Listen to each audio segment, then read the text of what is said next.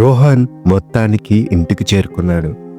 అమ్మ తన్ని చూడగానే కన్నీటితో రోహాన్ని హత్తుకొని, బాబు అరే నాన్న, ఎంత కాలమైందిరా నేను చూసి, ఎలా ఉన్నావురా అంటూ కూర్చోబెట్టి కబుర్లు చెప్పడం స్టార్ట్ చేశారు.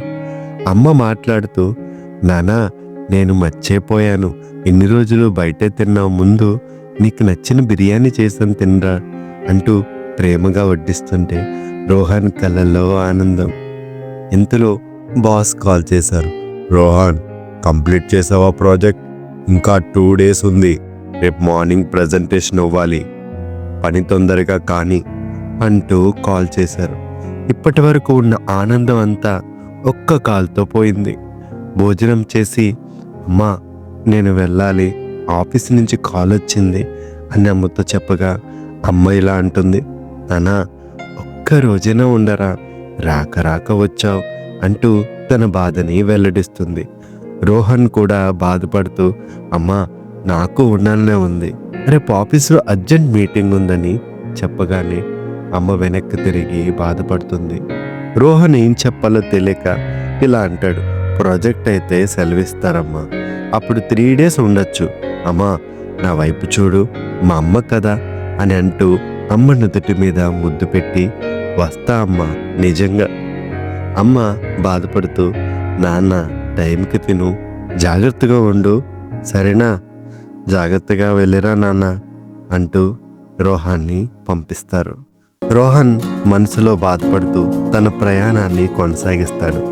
ఆ ప్రయాణంలో విండో సీట్లో కూర్చొని ఆలోచనలో పడతాడు. నా కోసం తన చూపే ఎదురే చూస్తుంటే, రానని అంటూ నా రాకని తెలిపితే,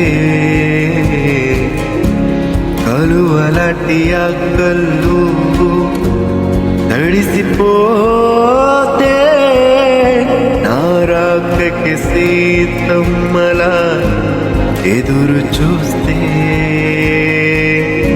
ఎదురు చూపులోన నన్ను తను చూడగా,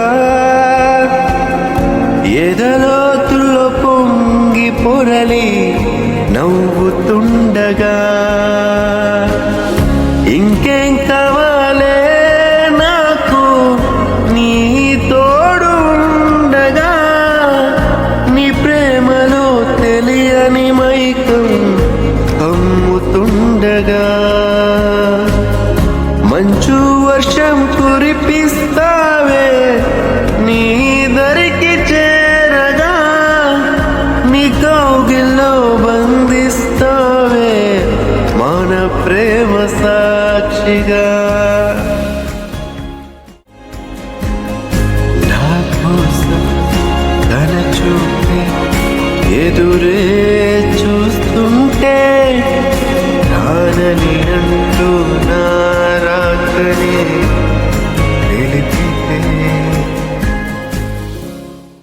రోహన్ తన రూమ్కి వచ్చి మళ్ళీ తన వర్క్ని స్టార్ట్ చేస్తాడు. ఎట్టకేలకు మీటింగ్ నెక్స్ట్ డే అయిపోతుంది. మేడ మీద కూర్చొని బాధపడుతూ అసహనంగా ఆలోచిస్తూ ఉంటాడు. ఇంతలో తన ఫ్రెండ్ కృష్ణ వస్తాడు. అరే మామా, ఏంటి సంగతులు, ఏంద్రా అలా ఉన్నావు, రే చెప్పరా అంటూ రోహాన్ని అడుగుతాడు. రోహన్ కృష్ణతో ఇలా అంటాడు, ఏముందిరా ఎప్పుడులాగే, కన్నవారిని బాధపెడుతూ, నన్ను ప్రేమించిన వాళ్ళని బాధపెడుతూ, అసలు ఏం చేయాలన్న ఆలోచనలోనే నా జీవితం అంతమైపోతుందన్న భయంగా ఉందిరా. కానీ మామ, ప్రతిసారి తనకి ఇష్టపడేటట్టు అలా చేయాలి ఇలా ఉండాలి అనుకుంటానురా, కానీ సమయం వచ్చేటప్పటికి నిస్సహాయంగా నేనేం చేయలేని చెప్పడానికి తప్ప నేను ఎందుకు పనికొస్తానురా. అమ్మ నా కోసం ఎదురు చూస్తుందని తెలిసి కూడా రాలేను అని చెప్తుంటే వాళ్ళు పడే బాధ ప్రతి నిమిషం నాకు నరకంలా ఉందిరా. వాళ్ళు ఏం చేశారో తెలియదు మామ, మనల్ని సంతోషంగా చూసుకునేవాళ్ళు, కానీ మన సమయం వచ్చేటప్పటికి ఏం చూసుకుంటున్నాం, మనం ఎలా బతకాలో ఆలోచిస్తున్నాం, ఇంకా వాళ్ళకి మనమే వేస్తాం. కృష్ణ ఈ మాటలన్నీ విని ఇలా అంటాడు, అమ్మ విషయంలో వాళ్ళు ఇచ్చిన సంతోషం మనకు తెలుసురా, వాళ్ళ కష్టం మనకు తెలియదురా, ఎందుకంటే కష్టం తెలియకుండా మనల్ని పెంచారు. అయినా నువ్వు చాలా అదృష్టవంతుడురా, నీ లైఫ్లో నీకోసం ఎదురు చూసే అమ్మ, నిన్ను ఎంతగానో ప్రేమించే స్నేహ ఉన్నారు కదా. అయినా రోహన్, నేను ఒకటి చెప్తా విను, ప్రతి ఒక్కరి లైఫ్లో కష్టాలనే ఉంటారా. ఆ కష్టాలని తలుచుకుంటే మనం బతకలేవరా, కానీ ఎక్కడో దగ్గర ఆనందాలు ఉంటాయి. వాటిని మనం తలుచుకొని కష్టాలని మర్చిపోవాలి. అందరూ చేసేది ఇదే మిత్రమా. మామ ఈ లైఫ్ అలా ఉంది, నా లైఫ్ ఇలా ఉంది, ఆ లైఫ్ అలా ఉంది అంటావా? అదే ఉండదు బాసు. అయితే కష్టాల్లో చిన్నది పెద్ద ఉండొచ్చు తప్ప ప్రతి ఒక్కడికి ఈ కష్టాలు అనేవి కామనే. ప్రతి ఒక్కరి లైఫ్లో ఇలానే ఉంటుంది. గడిచిన ఆనందాలన్నీ చూసుకొని బాధలు మర్చిపోతూ అన్నిటినీ బ్యాలెన్స్ చేస్తూ బతకడమే ఈ జీవితం. మీరు మీ లైఫ్ని బ్యాలెన్స్ చేస్తున్నారా? అయితే కామెంట్ చేసేయండి. This video is dedicated to all hard working man. Thank you so much.